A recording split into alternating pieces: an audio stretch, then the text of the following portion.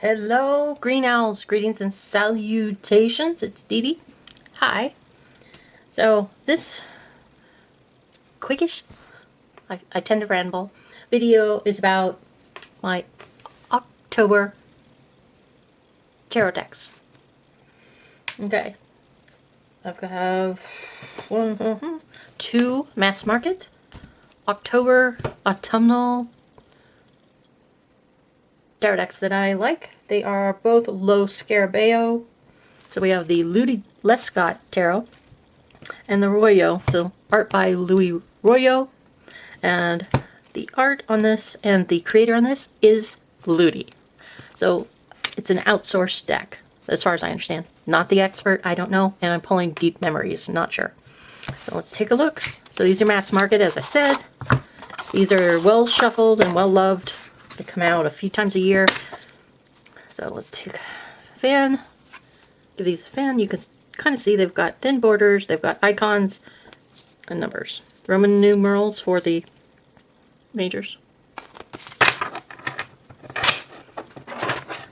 Low Scarabeo decks are slightly smaller than Llewellyn decks, for the most part, or at least they used to be.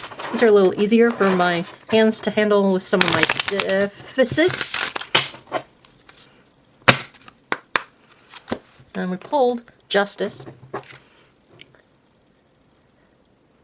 That is an imperiled Justice. She's got a serpent in the water here.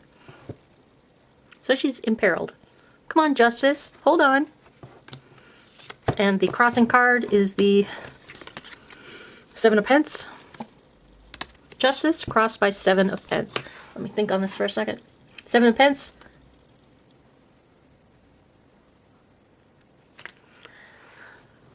Seven of Pence.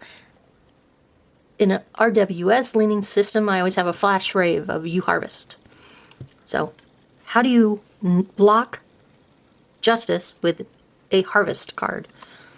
And this Seven of Pence, she's got the florals. Gothic. So there we go. That's where that deck is leaning to at the moment. There's the Dark Tarot by Royo. We have borders, red Roman numerals, a couple languages sometimes. This is still in order, yes. Let's take a look. Goes from the Fool to the World. Ludy Royo is a dark fantasy artist. I don't know if he was around in the 80s or earlier, but certainly in the 90s.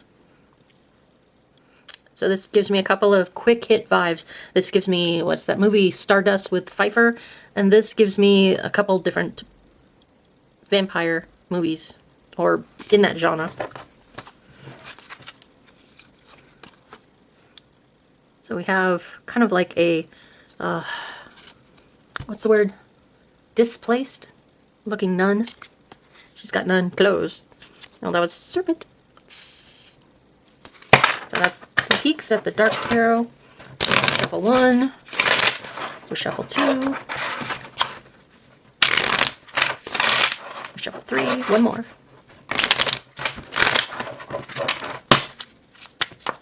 And get the 4th shuffle. So the table is not muted, so I apologize if that was a little sharp in your ears. Backs are a warm, earthy, roots, branches, tree-like feeling vibe. So we have the Five of Swords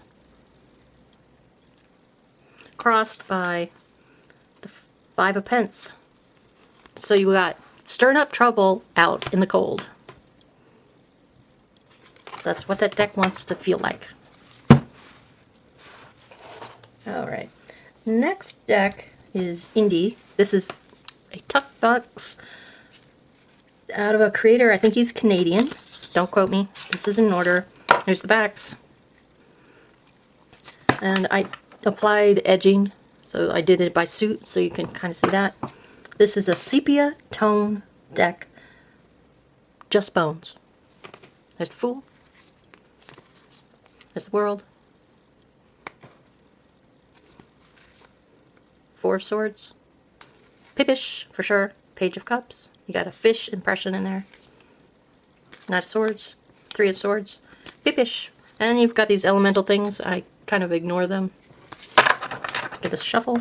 This is on very lightweight, flexible, durable card. It's got a kind of standard laminate. Not glossy, just satiny, not linen.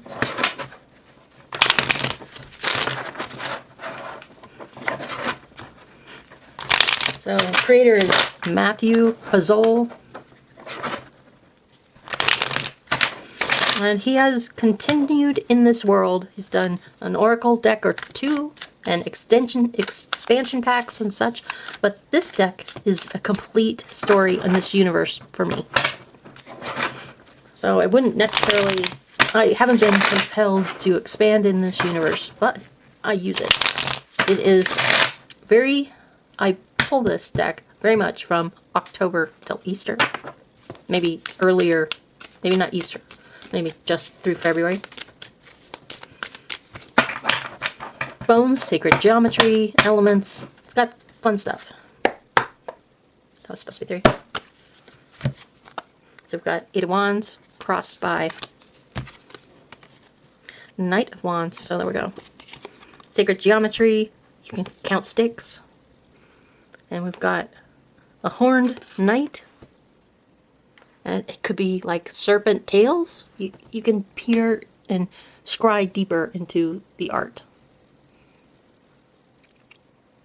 And I would have to look up my deckings, but is that Sagittarian? I'm not 100% sure. Or just something stuck in there. Don't know. So that is the Pazzol deck. Fun to use. Reading with pip like or illustration light decks allow my creative thought process to flow.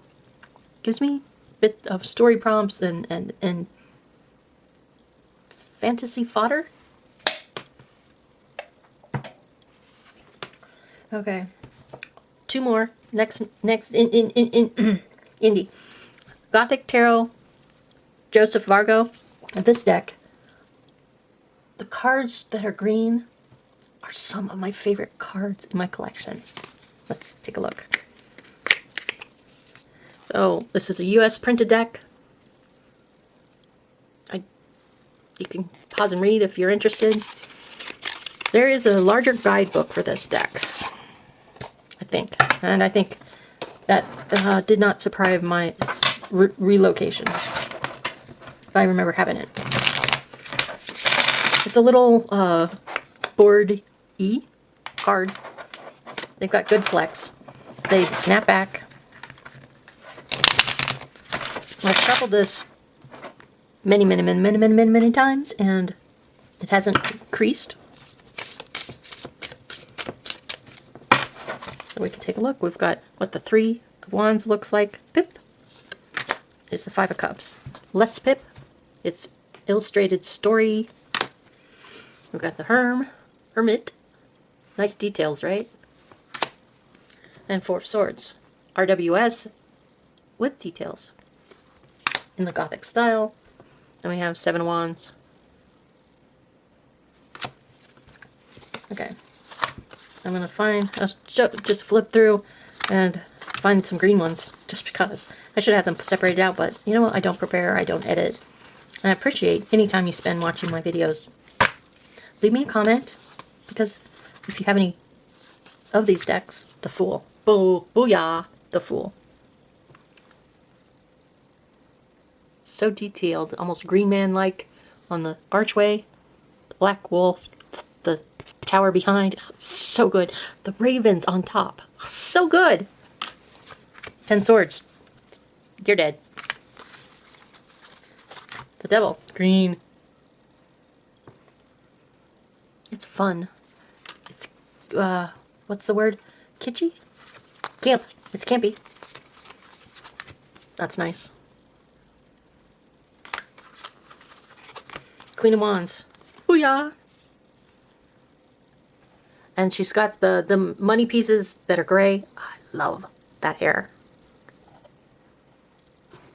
detail in the rock behind her. In the game I'm playing right now, Path of Exile 2, it has areas called the Abyss, and it's green cracks in the ground. Love that association for me. I think there are 1 or 2 more green, but I'm not sure. Wheel of Fortune. Completely on its own little world. The Magician, kind of purpley. That's different. You know, I thought there was 1 more. I don't know why. Maybe I missed it. But yeah, the green in these cards just does it for me. Alright, last deck. Pazzol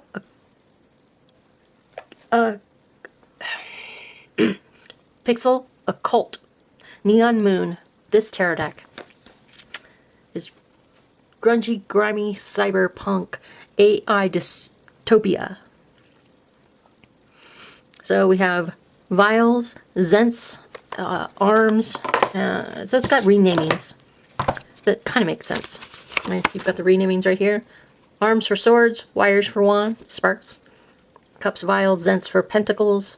And then the court is apprentice, agent, supervisor, exec. I like that.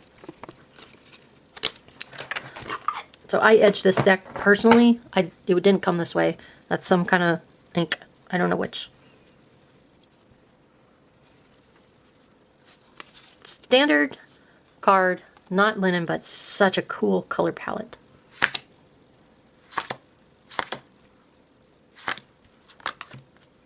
I mean, come on.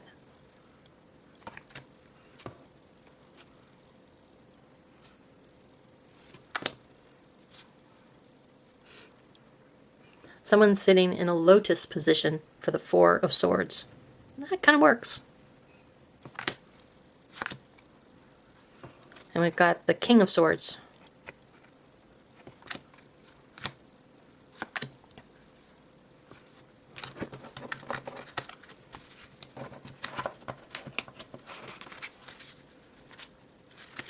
And the fringe elements in this deck work so much for me. Delicious. Now this is the final 5th deck in my October decks to read with set. Be happy, be healthy. Learn something new every day. Let me know if you want to see an actual reading with one of these decks, or if you have these decks. Pazzol Occult is a local to me in Oregon creator, and I've followed him since I was in New York. And I say that, but I don't know, okay? Gender, I have 0 clue. Sometimes my brain gives more than they, them cues, so I don't know.